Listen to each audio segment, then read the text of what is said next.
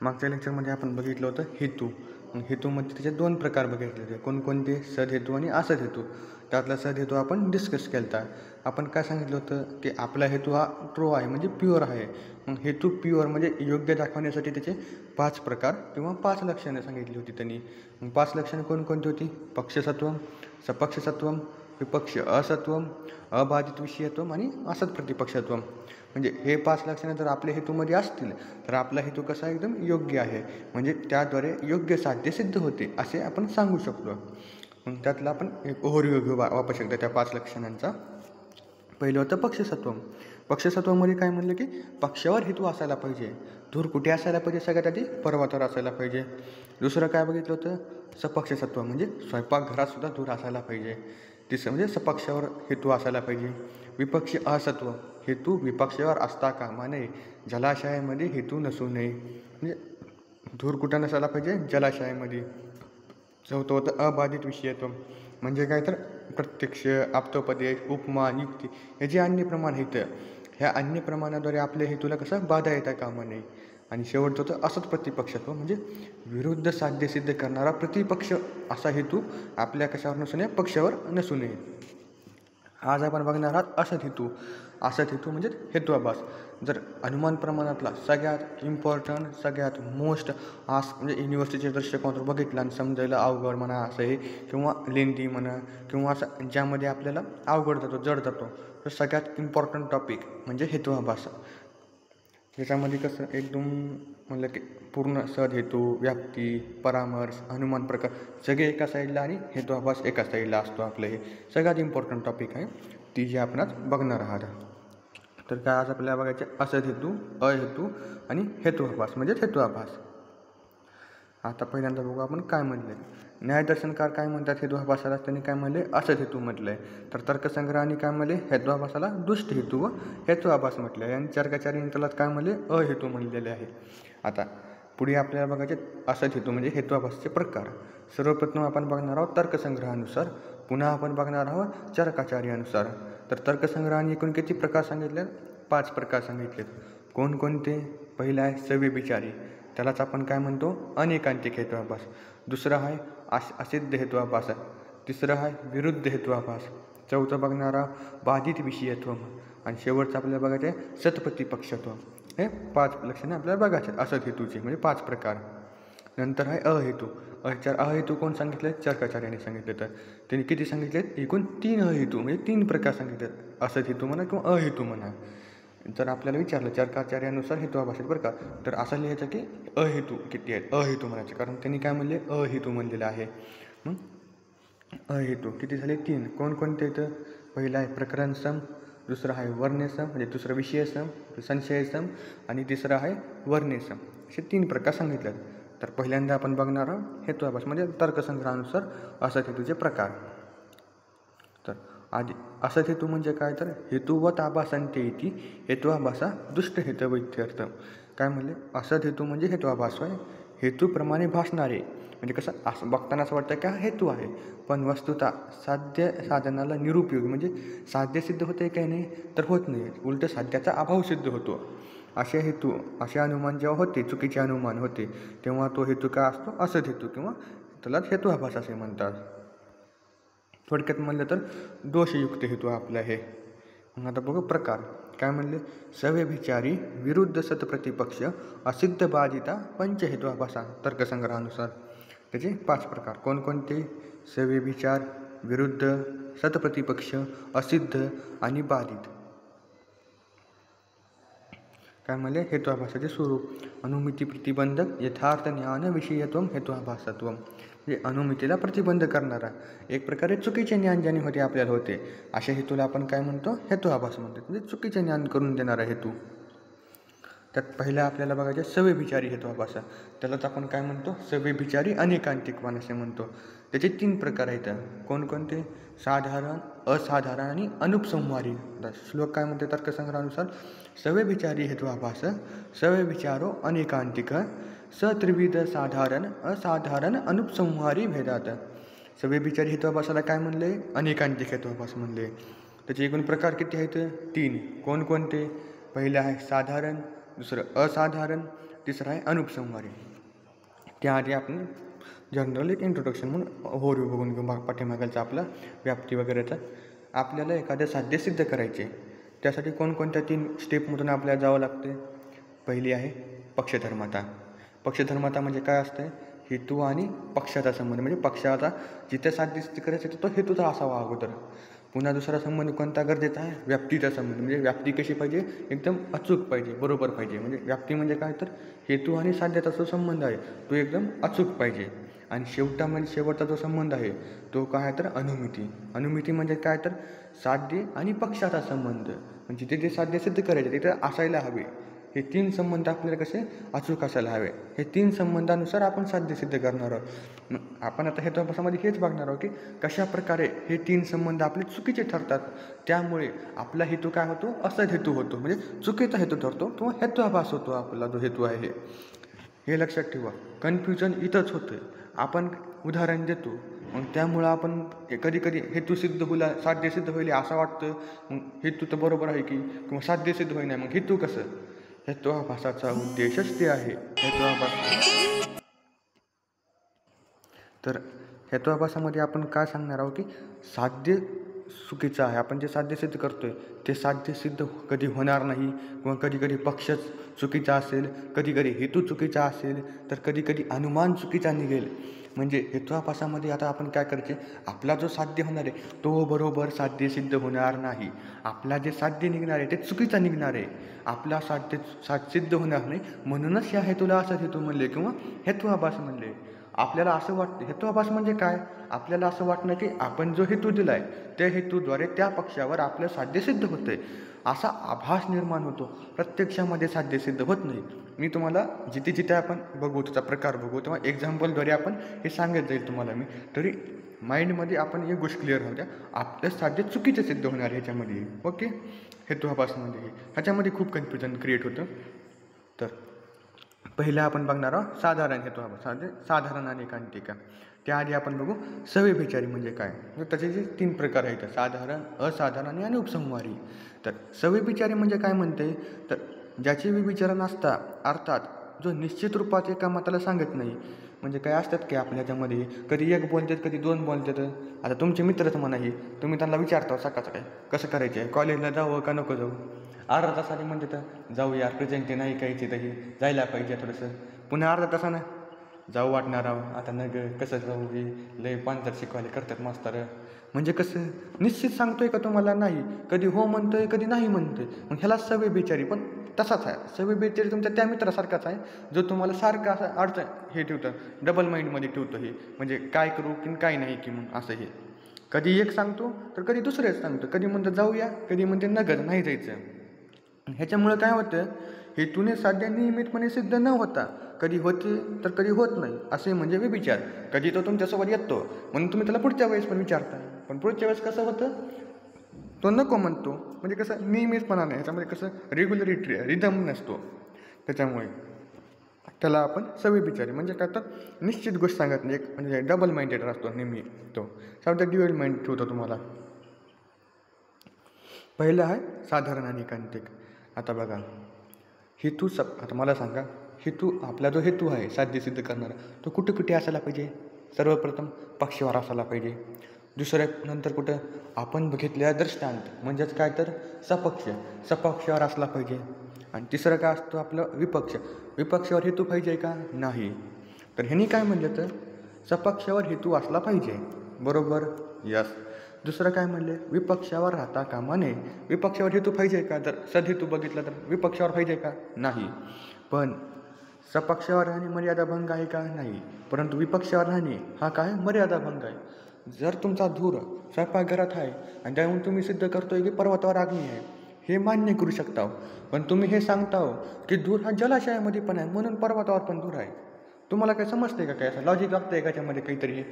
जर जलाशयामध्ये जिथं पाण्याचा साठा आहे तिथं धूर आहे पण अग्नी नाही आहे, अशा ठिकाणी तुमचा हेतू आहे. म्हणजे अग्नी नसणाऱ्या ठिकाणी तर हेतू असेल, धूर असेल, तर तुम्ही सिद्ध करू शकणार नाही ना की धूर असल्यावर तर अग्नी आहेच म्हणून. कन्फर्म कसं सांगू शकाल तुम्ही? म्हणजे चुकीचं आहे ना. विपक्षावर हेतू असल्यास आपलं हे म्हणजे विपक्षावर हेतू पाहिजे का? नाही. कशामध्ये? सदहेतूमध्ये. सदहेतूमध्ये काय म्हणले? विपक्ष असत्वम, म्हणजे विपक्षावर हेतू असता कामा नये. पण तेच साधारण अनेकांतिक हेत्वाभास काय म्हणते? विपक्षावर हेतू असतो, म्हणजे असे ठिकाण ज्या ठिकाणी साध्याचा अभाव आहे, जसं की जलाशय, जिथे कशाचा अभाव आहे? अग्नीचा अभाव आहे, अशा ठिकाणी हेतू असतो. म्हणूनच त्याला काय म्हणले? साधारण अनेकांतिक हेत्वाभास म्हणतो. साध्याचा अभाव असलेल्या ठिकाणी राहणे असे साधारण हेतुभासाचे लक्षण आहे. म्हणजे थोडक्यात सांगायचं त्यांना काय म्हणायचे? हेतू हा कुठे आहे? विपक्षावर आहे. आता विपक्षावर हेतू आहे म्हणजे कसं? एकदम चुकीचा हेतू. जर धूर, आता तुम्हीच विचार करा, जलाशयामध्ये धूर आहे म्हणजे अग्नी तर नसणार आहे जलाशयामध्ये कन्फर्म.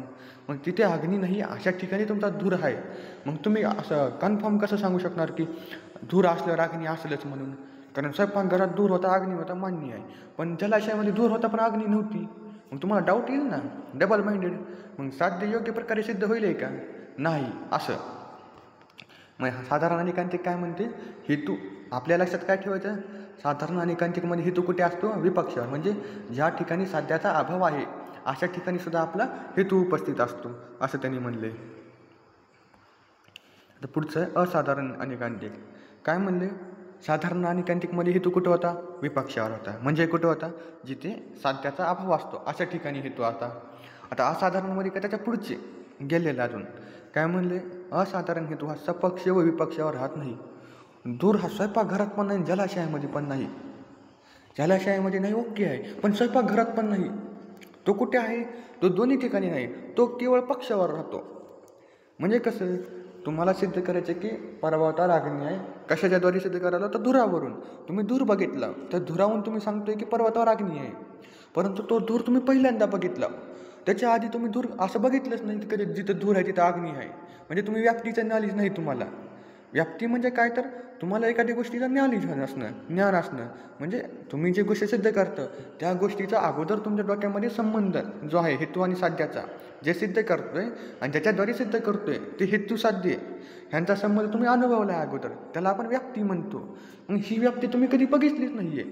ना सकारात्मकपणे बघितली ना नकारात्मक बघितली, कोणतीच व्याप्ती नाही बघितली. तुम्ही डायरेक्ट बघायला, जसं की आपले महान लोक असतात, कधी वर्षभर कधीच अभ्यास करणार नाहीत, काहीच वाचणार नाहीत, पुस्तकाकडे बघत पण नाहीत, डायरेक्ट एक्झाममध्ये जाऊन बसतात आणि प्रश्न बघतात हेतुआभास आलाय.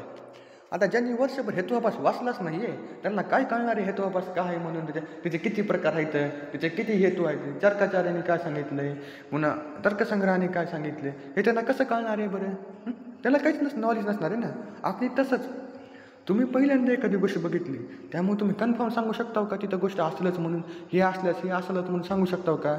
नाही. मग तीच गोष्ट इथे घडते. कसं आहे? आपल्याला ह्या गोष्टीचा दृष्टांतच नाही आहे. ज्या गोष्टीचा दृष्टांत आपल्याला नाही आहे ती गोष्ट आपण सिद्ध करण्यामध्ये अडचण येते. तेच ह्याने इथं सांगितलं आहे की हेतू चुकीचा का आहे? कारण तुम्ही तो ह्याच्या आधी कधी व्याप्ती बघितलीच नाही त्याची. ज्याची व्याप्ती तुम्ही कधी बघितलीच नाही ते तुम्ही सिद्ध करू शकत नाही ना. असं उदाहरण काय सांगते ह्यानी? शब्द नित्य आहे कारण त्याच्या ठिकाणी शब्दत्व आहे. त्याने काय म्हणले? शब्द नित्य आहे. हेतू काय दिलं आहे? शब्दत्व, म्हणजे त्याची जाती आहे ही शब्दत्व आहे. पण शब्दत्व हा फक्त शब्द या पक्षावर राहतो. शब्दत्व ही जाती आहे, ती आपल्या ह्याच्यावर आहे का? रूपावर आहे का? नाही. रसावर आहे का? नाही. फक्त कुठे आहे? शब्दावर असते.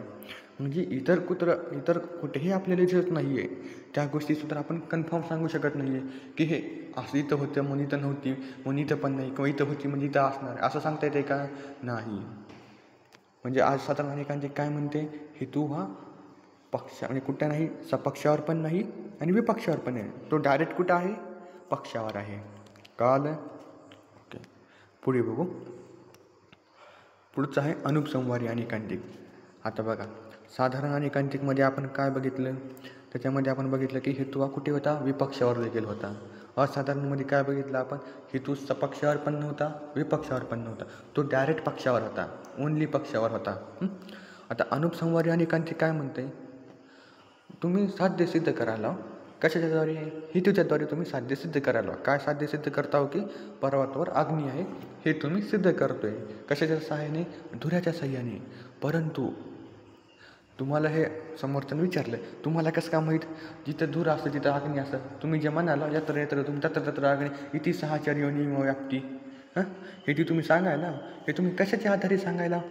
तुम्ही म्हणणार सिद्धांत आहे, आम्ही दृष्टांताच्या आधारे सांगायला मी काल दृष्टांताच्या आधारे काय म्हणणार, मी काल रात्री स्वयंपाकघरात गेलतो, आईने स्वयंपाक बनवत होती, तिथं धूर लागला होता, आई स्वयंपाक बनवत होती, मग स्वयंपाक बनवताना बघितलो चुलीमध्ये कसं जाळ लागला होता, मग सोबत धूर पण निघत होता, म्हणजे धूर आणि अग्नी सोबत होते. मग जेवण मस्तपैकी जेवण केलं, बघितलो असं असं असते कळालं मला. मग जेवण केलं, उठलो, मग पोहायला गेलो मित्रासोबत विहिरीमध्ये. मग विहिरीत बघितलं तिथं अग्नी पण नव्हती आणि धूर पण नव्हता. म्हणजे जर तिथं अग्नी असती आहे, जिथे जिथं अग्नी आहे तिथे धूर आहे, आणि जिथे तिथं धूर आहे तिथे तिथं अग्नी आहे असं मला कळालं. म्हणून मी म्हणतो की पर्वतावर अग्नी आहे. पण अनुपसंहारी अनेकांती काय म्हणते, असा दृष्टांतच अवेलेबल नाही आहे. तुमच्याकडे स्वयंपाकघर पण नाही, जलाशय पण नाही म्हणता येतं नाही. मग कसं सांगणार तुम्ही? एक असतं की ही गोष्ट स्वयंपाक. आता बघा, साधारण अनेक असाधारणमध्ये काय होतं की तो नव्हता, जलाशय होतं पण त्याच्यावर हेतू नव्हता किंवा साध्य नव्हतं. स्वयंपाकघरसुद्धा होतं परंतु त्यावर हेतू साध्य काय असं सांगता येत नव्हतं, असा काही विषय येत नव्हता. म्हणजे ते फक्त पक्षावर होतं. अनुपसंहारीमध्ये काय सांगते, स्वयंपाकघरच नाही म्हणते आणि जलाशयच नाही म्हणते, फक्त पक्ष आहे म्हणते. त्यानं पक्षाला सोडून दुसऱ्या गोष्टीच नाहीत म्हणले त्यानं. हे ओनली पक्ष. तुम्हाला आपण जेव्हा हे करू रिवाईज तेव्हा आपण अजून एकदा बघू. सध्या अनुपसंहारी काय सांगते ते बघूया. काय म्हणले, जो हेतू अन्वय व्याप्ती व व्यतिरेक व्याप्ती बरं का ज्या दृष्टांताने रहित असतो. अन्वय व्याप्ती म्हणजे जिथे हेतू आणि साध्यता संबंध हा कसा आहे, सकारात्मक पद्धतीने सिद्ध होतो. आणि व्यतिरिक व्याप्ती म्हणजे काय, तर हेतू आणि साध्यता संबंध नकारात्मक पद्धतीने सिद्ध होतो. तर ह्यांनी काय म्हणले, जो अन्वय व्याप्ती आणि व्यतिरिक व्याप्तीच्या दृष्टांताने रहित आहे, म्हणजे त्याला न अन्वय व्याप्तीचा दृष्टांत आहे, न सकारात्मक दृष्टांत आहे, ना व्यतिरिक व्याप्तीचा म्हणजे नकारात्मक दृष्टांत आहे, त्याला अनुपसंहारी हेतू म्हणतात. काय म्हणले, अनुपसंहारी अनेकांतिक सपक्ष विपक्ष म्हणजेच अन्वय दृष्टांत आणि व्यतिरिक दृष्टांत उपलब्धच नसतो. आता उदाहरणावरून अजून तुम्हाला कळेल. काय म्हणले, सर्व अनित्य आहे प्रमेयत्वामुळे. या अनुमानात सर्व हाच पक्ष झाल्यामुळे त्याहून भिन्न सपक्ष विपक्ष अप्रसिद्ध आहेत. सपक्ष विपक्ष अप्रसिद्ध असताना व्याप्ती ज्ञान होणार नाही, तेच म्हणले. आता मला सांगा, तुम्हाला जर म्हणलं होल युनिवर्स इज नित्य म्हणले, एक्झाम्पल काय, होल युनिवर्स इज नित्य, ओके, मग सगळं झालं त्याच्यामध्ये. युनिवर्स, होल युनिवर्स म्हणलं, होल म्हणलं की सगळं झालं, काय उरलं का, काहीच उरलं नाही ना. ना तुम्ही मी मोबाईल, तुमचं हे पुस्तक, तुमचे पेपर पेन, काहीच उरलं नाही, सगळं आलं. मग ह्याच्यात तुम्ही सपक्ष कुठे दाखवणार आहात? सपक्ष तरी तुम्ही मला ह्या सपक्ष, पण तर सपक्ष ऑलरेडी पक्ष आहे ना. तुम्ही विपक्ष म्हणलं तर विपक्षसुद्धा ऑलरेडी पक्ष होऊन बसला आहे तुमचा इथं. म्हणजे सपक्ष विपक्ष नावाची संकल्पना त्यांनी गायब केली. त्यांनी काय म्हणलं, होल युनिवर्स पक्ष, जे काही आहे ते पक्ष आहे, दुसरं काहीच नाही म्हणलं. म्हणजे तुम्हाला दृष्टांत घ्यायला काही राहिलंच नाही ना. तुम्ही कसं दृष्टांत घेणार आहात ना? तुम्ही सकारात्मक दृष्टांत घेऊ शकता, नाही नकारात्मक दृष्टांत घेऊ शकता तुम्ही. तुम्हाला फक्त साक्षात्कार होईल डायरेक्टच, असं आहे म्हणून हे. मग त्यावेळेस तुम्हाला कसं मग आपण समोरचं कसं समजून सांगणार की हे असं असलं हे बरोबर आहे म्हणून? चुकीचं नॉलेज होऊ शकते ना. आता कसं होऊ शकतं चुकीचं नॉलेज? एखादी गोष्टीला तुम्हाला पटवून देण्यासाठी उदाहरणच नाही ना. जर उदाहरण नाही तर तुम्ही पटवून नाही देऊ शकणार नीट बरोबर. जर पटवून नाही देऊ शकत तर आपलं हे जो साध्य आहे तो चुकीचा पण असू शकतो कधी कधी, पटवून देता येत नाही म्हणजे. अशा प्रकारे कळालं. आता वापस एकदा तिन्ही आपण रिवाईज करूया. पहिलं काय होतं, साधारण आणि कांतिक. त्यात काय म्हणले, हेतू कुठं होता, विपक्षावर होता, म्हणजे साध्याचा अभाव असणाऱ्या ठिकाणी हेतू होता, म्हणून त्याला साधारण आणि कांतिक म्हणतो. म्हणजे त्याच्यामुळे काय होतं, हेतू चुकीचा झाला तो, कारण अभावाच्या ठिकाणी जिथे साध्य नाही तिथे हेतू कसा असू शकतो, म्हणजे हेतू कसा आहे ते चुकीचा आहे. कळालं. दुसरं असाधारण आणि कांतिक. असाधारण आणि कांतिक काय म्हणते, हेतू कुठे आहे, फक्त पक्षावर आहे, तो सपक्षावर पण नाही आणि विपक्षावर पण नाही, तो कुठं आहे, फक्त पक्ष. तिसरं काय आपण बघितलं, अनुपसंहारी आणि कांतिक. अनुपसंहारी आणि कांतिक अजून एक पाऊल पुढे, ते म्हणते सपक्षावर विपक्षावर राहायचं तर लांबत राहिलं. आमच्याकडे सपक्ष विपक्ष काही नाहीच तसलं, आमच्याकडे फक्त एकच गोष्ट आहे ती म्हणजे पक्ष. हेतू पक्षावरच आहे, कारण सपक्ष विपक्षाच्या दृष्टांताला तुम्हाला काहीच नाही, तुमच्याकडे फक्त पक्ष आहे. ह्या युनिवर्समध्ये एकच गोष्ट आहे ती म्हणजे पक्ष. ना तुम्हाला सपक्षाचा दृष्टांत आहे ना विपक्षाचा, म्हणजे त्याचा नकारात्मक संबंध देखील तुम्ही बघू शकत नाही आहे, हा विषय येत नाही, तुम्ही बघूच शकत नाही ना, तो उपलब्धच नाही आहे. आणि आता सकारात्मक संबंध बघू शकता, तोही उपलब्ध नाही आहे. कळालं एवढं? ठीक आहे. आता आपण पुढचा हेतू अभ्यास बघूया. पुढचा हेतू अभ्यास काय विरुद्ध हेतुआभास. आता नावातच दिलं आहे विरुद्ध, म्हणजे काय तर विरुद्ध साध्य सिद्ध होतं आहे. काय म्हणले हे का, साध्य अभाव व्याप्तो हेतूर विरुद्ध यथा शब्दनित्य कृततत्वात घटविदती. तर्कसंग्रहाने सांगितले. काय म्हणले, हेतूने साध्य सिद्ध करावायचे असते. आपण जे हेतू देतो आहे ते कशासाठी देतो आहे, साध्य सिद्ध करायसाठी. हेतूचे डेफिनेशन आहे काय, साध्य साधनम हेतू, जे साध्य सिद्ध करते ते म्हणजे हेतू आहे. जर काय म्हणले मग, हेतूने साध्य सिद्ध करावायचे असते, परंतु विरोधी हेतू हा काय करतो, साध्याचा अभावच सिद्ध करतो. त्या हेतूला तुम्ही विरुद्ध हेतुआभास म्हणतो. जसं की आता आपण जनरल इलॉजिकल एक्झाम्पल घेऊ एक. तुम्ही म्हणता पर्वतावर अग्नी आहे, कशामुळे, पाऊस पडायला आहे म्हणून. आता पाऊस पडायला आहे मग पर्वतावर अग्नी कसा असेल बरं, होय. तुम्ही जे हेतू देतात त्या हेतूने काय सिद्ध होईल, अग्नीचा अभाव सिद्ध होणार आहे. अग्नी आहे तर सिद्ध होणारच नाही, पण काय सिद्ध होणार आहे, अग्नीचा अभाव सिद्ध होणार आहे. म्हणजे विरुद्ध हेतुआभासात काय होते, तर आपण जे हेतू देतो त्या हेतूद्वारे साध्य सिद्ध होत नाही, उलट साध्य सिद्ध व्हायच्या ऐवजी काय होते, साध्याचा अभाव सिद्ध होतो. कळलं? ओके. आता उदाहरण काय सांगते, उदाहरण बघा. शब्द नित्य आहे कारण तो उत्पन्न होतो, हे त्यांनी स्टेटमेंट दिले सिद्ध घटाप्रमाणे.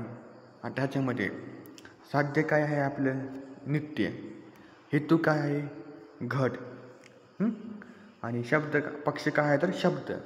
ओके. आधी इकडे बघा, सॉरी वापस एकदा चुकलं.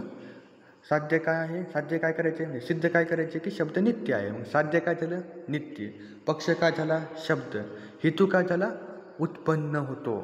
आणि सपक्ष काय आहे, घट. घटाप्रमाणे, म्हणजे जसा घट उत्पन्न होतो तसा शब्द उत्पन्न होतो, म्हणून तो नित्य आहे असं त्यांनी म्हणले. परंतु आपल्याला माहिती, जी गोष्ट उत्पन्न होती म्हणजे जी गोष्ट प्रोड्यूस होती, किंवा the things which are born are and to their death, म्हणजे जी गोष्ट बनली ती निश्चित स्वरूपात अंताला पावणार आहे, म्हणजे तिचा अंत होणार आहे, ती तिचा विनाश जो आहे तो होणार आहे. शब्द जर उत्पन्न होत असेल म्हणजे शब्दाचा देखील काय होतो, विनाश होणार आहे. म्हणजे तुमचा जो हेतू आहे, हेतू काय म्हणजे काय, उत्पन्न होतो, पण उत्पन्न होणारी गोष्ट तर नाश पावते. म्हणजे तुमचं काय साध्य सिद्ध होईल इथं, शब्द अनित्य आहे हे सिद्ध होत आहे, कारण उत्पन्न होणारी गोष्ट कसं नाश पावते. मग इथं तुमचा हेतू बरोबर आहे का, नाही. हेतूने साध्य सिद्ध होतं आहे का, नाही. उलट काय होते, साध्याचा अभाव सिद्ध होतो आहे. कळलं? ओके. दुसरा आहे, आता तिसरा आहे सतप्रतिपक्ष हेतुआभास. हो का, आपण सदहेतू बघताना काय बघितलं होतं, असत प्रतिपक्ष हेतुआभास. मग काय म्हणले ह्यांनी, साध्य अभाव साधकम हेतुअंतर यस्यचं सतप्रतिपक्ष. आता सतप्रतिपक्षामध्ये काय असतंय, एक साध्य सॉरी एक पक्ष, दोन हेतू, आणि त्या दोन हेतूद्वारे दोन साध्य सिद्ध होतात. आता ते कसे साध्य सिद्ध होतात ते बघा. आता समजा तुम्ही आणि मी आहात. तुम्ही मला सांगतायत की पर्वतावर अग्नी आहे, कशाच्याद्वारे, धुराद्वारे. मग तुमच्या हेतूने काय सिद्ध होईल, पर्वतावर अग्नी आहे. पण मी म्हणतोय पर्वतावर पाऊस आहे. म्हणजे मी म्हणतो की पर्वतावर अग्नी नाही आहे, कशाच्याद्वारे, पाऊसाच्याद्वारे. कारण तिथे पाऊस आहे. माझा हेतू काय झाला, पाऊस. तुमचा काय आहे, धूर. तुमच्या हेतूने काय सिद्ध होते, पर्वतावर काय आहे, अग्नी आहे.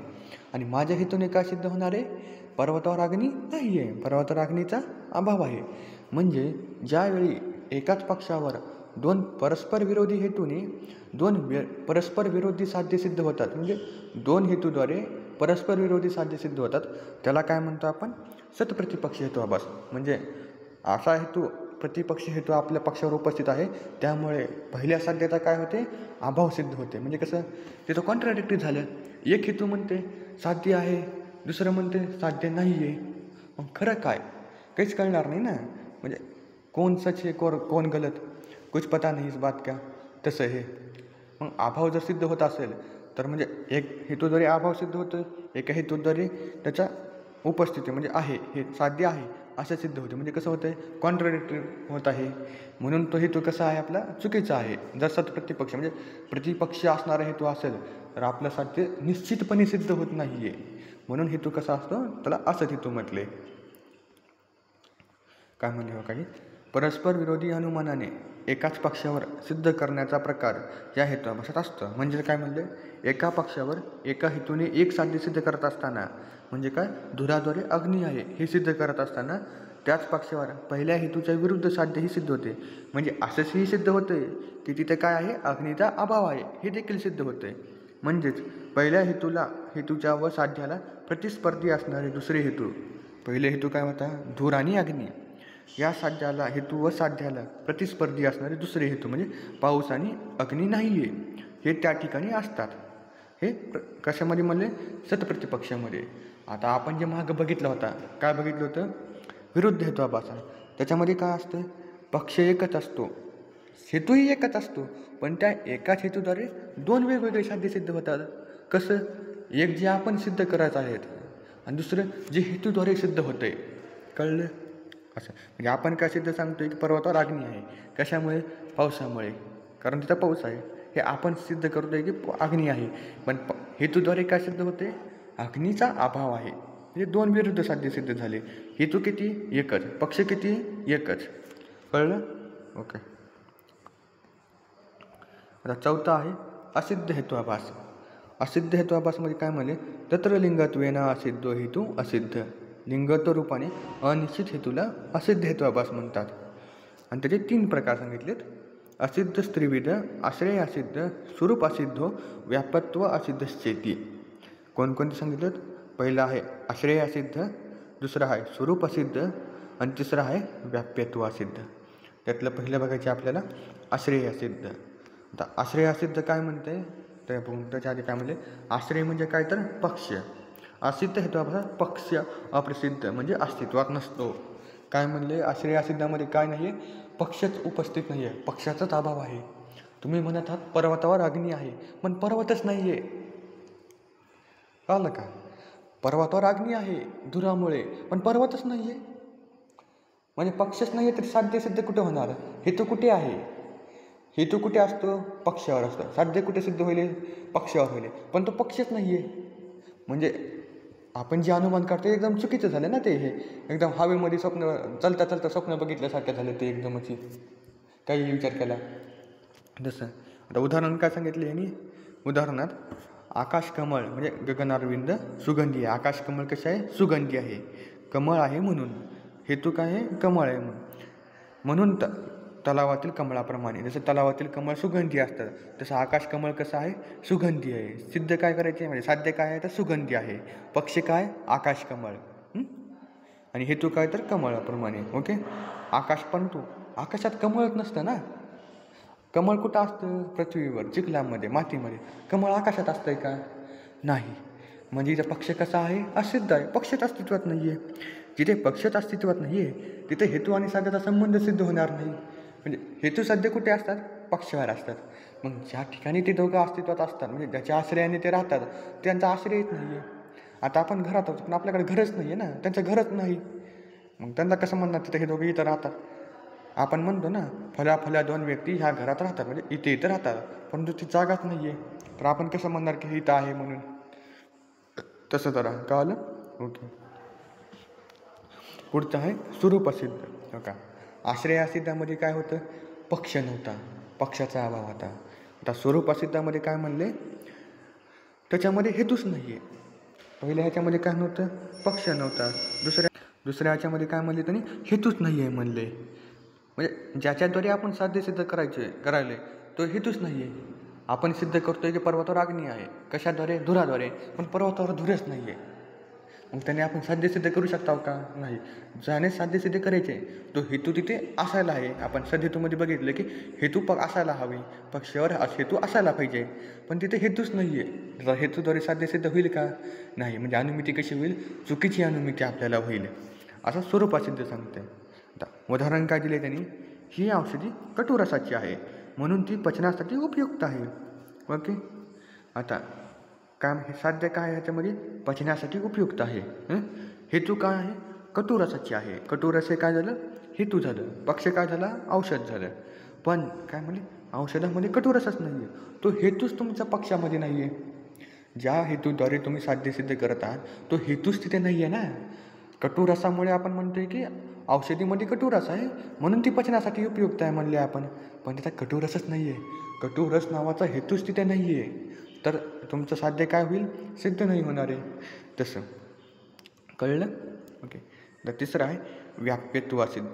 काय म्हणले, स्वपाधिको हेतू व्याप्यत्व असिद्ध. ओके. आता ह्याच्यामध्ये बघा हे लय इंटरेस्टिंग आहे. आता मी तुम्हाला आपण जसं आता स्टोरी टाईपमध्ये तुम्हाला सांगतो, आधी वाचून दाखवतो काय म्हणले ते. तर्कसंग्रहकाराने उपाधियुक्त हेतूला व्याप्यत्व असिद्ध किंवा हेतू असिद्ध हेतुआभास म्हटले आहे. अनुमानासाठी हेतू व साध्य यांचे अबाधित साहचर्य. अनुमान करायसाठी सगळ्यात इम्पॉर्टंट काय आहे, व्याप्ती आहे. म्हणजे हेतू आणि साध्याचा जो अविनाभाव संबंध आहे तो असायला हवे. परंतु हेतू जर साध्याने व्याप्त नसेल, म्हणजे धूर आहे पण अग्नी नाही आहे, असं जर असेल तर त्याला व्यापत्व सिद्ध असे म्हणतात. मग त्यांनी कसं सांगितले, हा तिकडे बघा काय म्हणले उदाहरण, पर्वत अग्नीमुळे धूमवान आहे. येथे अग्निरूप हेतूला ओल्या लाकडाचा संयोग रूपात उपाधीने युक्त आहे. आता समजा तुम्ही आणि तुमचा मित्र रस्त्याने चालत होतो आणि रस्त्यात चालता चालता तुम्हाला पर्वत दिसला समोर बरं काही, आणि तुमच्या मित्राला दिसला म्हणजे तुम्हाला दिसलं की पर्वतावर धूर आहे. मग तुम्ही काल ते स्वयंपाकघरात बसलेलो, धूर आणि अग्नीसोबत बघितलेली तुम्ही हे, आणि पुन्हा पोहायला पण गेलेलो, तिथं अग्नी नव्हती मग धूर पण नव्हता हे पण बघितलेलं. मग तुम्हाला डोक्यात लगेच व्याप्ती झाली की धूर आहे म्हणजे अग्नी आहे. मग तुम्ही मित्राला म्हणलं, अरे चल लवकर तिथं अग्नी आहे, जाळ लागला आहे, पर्वत पेटला आहे म्हणलं, हे पर्वत पेटला म्हणलं तुम्ही, तिथं अग्नी आहे चल लवकर. तुमचा मित्र म्हणला काही बी बोलू नका, असं असते का कुठं की धूर असला म्हणजे अग्नी असतेच म्हणून. तुम्ही त्याला लई सांगितलं, तुम्ही त्याला सपक्ष सांगितलं, तुम्ही विपक्ष सांगितलं, जिथे अग्नी आणि धूर एकत्र होते किंवा जिथे अग्नी आणि अग्नी नव्हती मग धूर पण नव्हता, सगळं सांगितलं, पण ती लई आरमूट होतं, त्यांना ऐकलंच नाही तुमचं. मला ऐकायचंच नाही तुझं, तू काही बी बोलतोस असं, आणि तू काही बी म्हणशील मी हो म्हणेल का लगेच, चल बरं एकदा बघून येऊ आपण हे. मग त्यांना गेलं तुमच्यासोबत तिथं हे, आणि त्यांना तिथं जाऊन बघितलं तर तुम्ही काय बघायला, पर्वतावर खरंच अग्नी नाही आहे, फक्त धूर आहे, अग्नीच नाही. गेम झाला ना. तुम्ही काय बघितले स्वयंपाकघरात, जिथं धूर पण होता आणि अग्नी पण होती, म्हणजे धूर आणि अग्नी सोबत होते. जलाशयामध्ये काय बघितलं, अग्नी नव्हती आणि धूर पण नव्हता. पण इथं कसं झालं आहे, इथं धूर पण नाही आहे, म्हणजे धूर आहे पण अग्नीच नाही ना. गेम झाला. तुम्ही विचार करायला लागलो, कुछ तो गडबड आहे दया, डाल में कुछ तो काला आहे. तुमच्या डोक्यात आलं असं कसं होऊ शकतं, मी बघितलं होतं स्वयंपाकघरामध्ये काल रात्री धूर पण होता अग्नी पण होती. पुन्हा जलाशयामध्ये पण बघितलं होतं मी रात्री, धूर नव्हता म्हणजे अग्नी नव्हती म्हणून धूर पण नव्हता. इथं नुसता धूर कसं का आला, डाल में कुछ तो काला आहे. मग असं तुम्ही विचार करत थोडं डोक्याला हात लावून, तेवढ्यात तुम्ही काय करा, झाड म्हणजे थोडं वल्लं एक झाड होतं, त्या झाडाला हात टेकविला तुम्ही. हात टिकविल्या तुमच्या हाताला वलसरपणा लागला, म्हणजे वलावं लागलं, पाणी बिनी लागलं तुम्हाला. मग तुमच्या लक्षात आलं, दाल में कुछ काला नाही आहे, ह्या तो पुरे दाल ही काली आहे. म्हणजे काय, लाकडं ओली आहेत. ओल्या लाकडाला जाळ कसं लागेल बरं, ओल्या लाकडाला काय होतंय, फक्त धूर लागतोय, तिथं जाळ लागतो का नाही. मग तुम्ही तुमच्या मित्राला सांगणार की कसं आहे, इथं अग्नी असती पण काय झाले, सीन असा झाला की लाकडं ओली आहेत. जर लाकडं ओले नसते तर तिथं अग्नी असतीच. इथंही हेतू साध्याचा संबंध आहे, परंतु कसं आहे एक प्रकारे ते दिसेना झाले आपल्याला, का तर लाकडं ओली आहेत, मध्ये हे वलसरपणामध्ये आला, नाहीतर अग्नी नक्की असते. म्हणजे एक प्रकारे बघायचं जर काय असते तर साध्याचंच हे असतं, अभाव असतो, साध्य नसतो इथं. म्हणजे कसं त्याला उपाधी द्यावी लागते साध्य सिद्ध करायला सुद्धा उपाधीची गरज पडते. म्हणजे कशाची गरज पडेल, तर ओल्या लाकडाची गरज पडेल आपल्याला साध्य सिद्ध करण्यासाठी. काल व्याप्यत्व सिद्ध तेच आहे. आता पाचवं आहे बाधित हेतुआभास. म्हणजे काय, जसं की तुमच्या मित्राने तुम्हाला म्हणलं इथं अग्नी आहे का नाही, मला अग्नी नाही विश्वास नाही, तसं आप्तोपदेश म्हणलं आणि हे तुम्ही चुकीचं बोलत आहात, प्रत्यक्षप्रमाणे तरी तुमचा जो हेतू आहे तो चुकीचा ठरला आहे किंवा तुमचा अनुमान चुकीचा निघाला. मग असा जर असलं तर अनुमिती कशी झाली, चुकीची झाली. म्हणजे अन्यप्रमाणे त्याला कसं आले, बाधा येऊ लागले. तर तुम्ही जेव्हा साध्य सिद्ध करत आहात तेव्हा तुम्हाला नाव ठेवणारे क्रॉस चेक करणारे लोक असतात.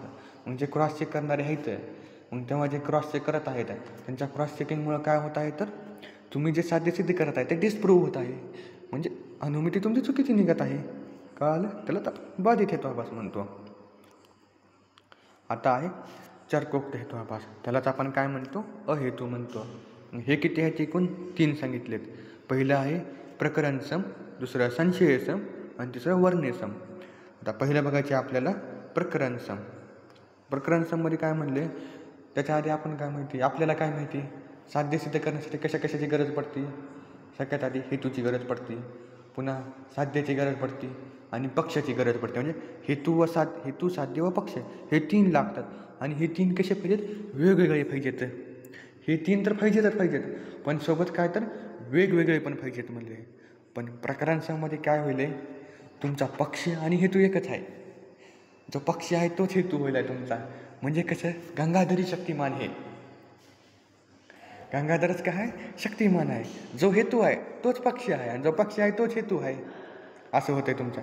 म्हणजे 2 गोष्टी स्वतंत्रपणे आला का? नाही. 2 गोष्टी कशा झाल्या? सेम झाल्या. म्हणजे तुम्ही हेतू आणि पक्षामधलं डिफरन्शिएट करू शकणार ना इथं हे. म्हणून त्याला अहेतू.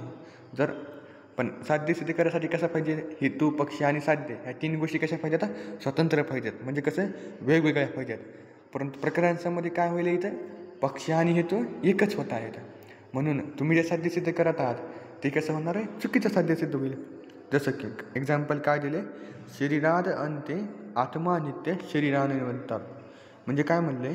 शरीराहून भिन्न असणारा आत्मा नित्य आहे. प्रूव्ह काय करायचे? नित्य आहे. कोण? शरीराहून भिन्न असणारा आत्मा, हा त्याला पक्ष. आणि हेतू काय आहे? कारण तो शरीराहून भिन्न, शरीरापेक्षा भिन्न आत्मा. म्हणजे काय झालं? अनित्य शरीराहून भिन्न राहून प्रकरण हेतूचे उदाहरण चरकाने दिले आहे. येथे शरीराहून भिन्नत्व हे आत्मा या पक्षात निर्विष्ट केलेली स्वरूप प्रस्तुत हेतूची आहे. म्हणजे जे तुम्ही हेतूच सांगत आहेत तेच तुम्ही पक्षालाही सांगत आहेत. म्हणजे काय होईल? पक्ष आणि हेतू एकच होत आहेत तुमचे. हे जर पक्ष आणि हेतू एकच होते तर तुमचं हे साध्य कसं होणार आहे? साध्य जरी सिद्ध होत असेल तरी हेतू कसा असणार आहे? तो चुकीचा दिसणार आहे तुम्हाला. निश्चित साध्य सिद्ध होणार नाही आहे. म्हणून त्याला काय म्हणतात? प्रकरण म्हणतात. प्रकरण म्हणजे काय? तर हेतू आणि साध्य, आपल्या हेतू आणि पक्ष काय एकच असतात. शक्तिमानी गंगाधरी, गंगाधरी ही शक्तिमानी. कळलं? ओके. दे का फोटोमध्ये दाखवेल. शरीराहून भिन्न असणारा आत्मा नित्य आहे. किंवा दुसरं एक्झाम्पल काय दिली? फळाचा रंग बदलला आहे कारण ते पिकले आहे. ओके. परंतु फळ तेच आहे ना, पिकलेले फळ हे तुमचा हेतू झाला. पण पक्ष पण काय आहे? तर फळच आहे तुमचा. असं. आता पुढचा आहे संशयसम. संशयसममध्ये काय म्हणले? जो संशय उत्पन्न करणारा हेतू आहे. म्हणजे असा हेतू ज्याद्वारे तुम्हाला डाऊट येतो. कधी कधी असं वाटतं की साध्य सिद्ध होईल आणि कधी कधी असं वाटतं की साध्य सिद्ध होतही नाही आहे. म्हणजे ज्या हेतूद्वारे असं दोन्ही पॉसिबिलिटी दिसून येतात. म्हणजे पहिली पॉसिबिलिटी काय दिसून येते? साध्य सिद्ध होतं आहे. दुसरी पॉसिबिलिटी काय दिसून येते? साध्य सिद्ध होत नाही आहे. म्हणजे साध्याचा अभावसुद्धा वाटतो आहे आणि साध्याचा साध्य सिद्ध होते हे देखील दिसून येत आहे. म्हणजे 2 वेगवेगळ्या गोष्टी दिसून येतात. अशा हेतूला काय म्हणतात? संशयसम म्हणतात. हे उदाहरण बघायचं झालं तर सलमान खानचा दबंग पिक्चरमधला एक डायलॉग आहे बघा. हे काय म्हणतात त्यांनी? मारेंगे भी हम ही और बचाएंगे भी हम ही. म्हणजे काय म्हणतात? बचाएंगे भी हम ही और मारेंगे भी हम ही. म्हणजे जो डाऊट उत्पन्न करतोय तोच काय करतोय? डाऊट सॉल्व देखील करतोय. मारणारे पण सलमान भाई आणि वाचवणारे पण सलमान भाई. काल थोडंसं हे म्हणजे ज्याच्याद्वारे डाऊट उत्पन्न झाला त्याच्याद्वारेच काय होतं? तो डाऊट सॉल्व देखील होते.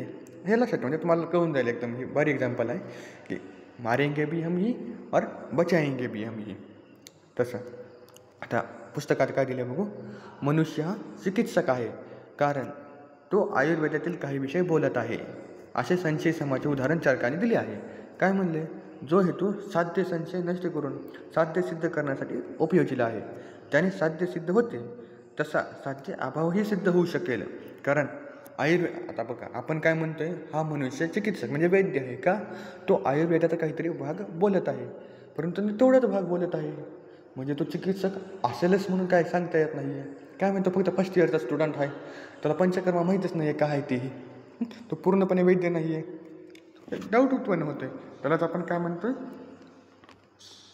संशयसम म्हणतोय. जसं की आपलं बेस्ट एक्झाम्पल तुम्हाला आम्हाला रिलेट होणार आहे. क्लासरूममध्ये विद्यार्थी नाही आहेत, सुट्टी असेल की नसेल. आपण म्हणतो ना वर्गामध्ये विद्यार्थी दिसत नाही आहेत म्हणजे काय असणार? कॉलेजला सुट्टी असणार आहे. पण पोरं कॉलेज असताना सुद्धा कॉलेजला जाण्यात आजकाल रूमवर मस्त झोपाकडे बसलेले असतात. वर्गात एक पोरगं नसतं. मास्तर लोक येतात, बघतात, मग त्यात पोरगत नाही. मग कॉलेजला खरं सुट्टी आहे का? नाही. काय झालेलं आहे? पोरं गेलेच नाहीत कॉलेजला, विद्यार्थी कॉलेजला गेलेच नाही आहेत. म्हणजे डाऊट उत्पन्न होते ना की खरंच कॉलेजला सुट्टी आहे का नाही म्हणून. काय माहीत पोरं चाललं नाही तर कॉलेज आहे पण पोरंच नाही तर असंही असू शकते. अशा हेतूला काय म्हणतो आपण संशयसम म्हणतो. तिसरं आहे वर्ण्यसम. वर्ण्यसममध्ये काय सांगते, जो हेतू वर्णन करण्यायोग्य नाही, विशेषत्वाने युक्त नाही, त्याला वर्ण्यसम हेतू म्हणतात. म्हणजे जो हेतू आणि पक्ष आणि साध्य यांचा संबंध प्रस्थापित होत नाही आहे त्याला आपण वर्ण्यसम म्हणतो. उदाहरणार्थ काय सांगितले त्यांनी, स्पर्श योग्य नसल्यामुळे बुद्धी अनित्य आहे. शब्दाप्रमाणे का जर शब्द अनित्य आहे तसं स्पर्श नसल्यामुळे बुद्धी देखील अनित्य आहे म्हणले. येथे शब्द वर्णन करण्यायोग्य आहे व बुद्धीसुद्धा वर्णन करण्यायोग्य आहे. येथे दोन्ही वाक्यात बुद्धी व शब्द वर्णन करण्यायोग्य असल्यामुळे परस्पर अविशिष्ट म्हणजे दोघे एकसारखे आहेत. म्हणजे दोघे कसे आहेत, वर्ण्यसम आहेत. काल म्हणजे त्याला काय म्हणतात, दोघे एकसारखे आहेत म्हणून ह्याला काय म्हणलं आपण वर्ण्यसम हेतू आहेत. त्यांनी काय म्हणले, स्पर्श नसल्यामुळे बुद्धी अनित्य आहे शब्दाप्रमाणे. पण इथं शब्द देखील वर्णन करू शकतो आणि बुद्धीचे देखील वर्णन करता येते. आता त्यांनी काय म्हणलं, शब्द नाही म्हणून बुद्धी अनित्य आहे. आपल्याला कळत नाही आहे, आपल्याला ब्रेन काम करत नाही का, तर स्पर्श होत नाही. परंतु तुम्हाला डोळ्याने दिसतंय ना, तुम्हाला जिभेने चौकवते, शरीराचं ज्ञान होतं आहे. बुद्धी अनित्य कशी झाली, बुद्धी नित्य झाली तुमची. असं आलं लक्षात? ओके. तर इथं आपला हेतुआभास संपला. कळालं सगळ्यांना? आय होप सगळ्यांना कळालं असेल. लेक्चर खूप मोठं झालं, आपण थांबूया. वाटलं तर आपण जेव्हा ह्याचे आयुर्वेदिक महत्त्व बघू तेव्हा अजून एकदा हेतुआभास रिवाईज करूया शॉर्टमध्ये. चालते. थँक्यू.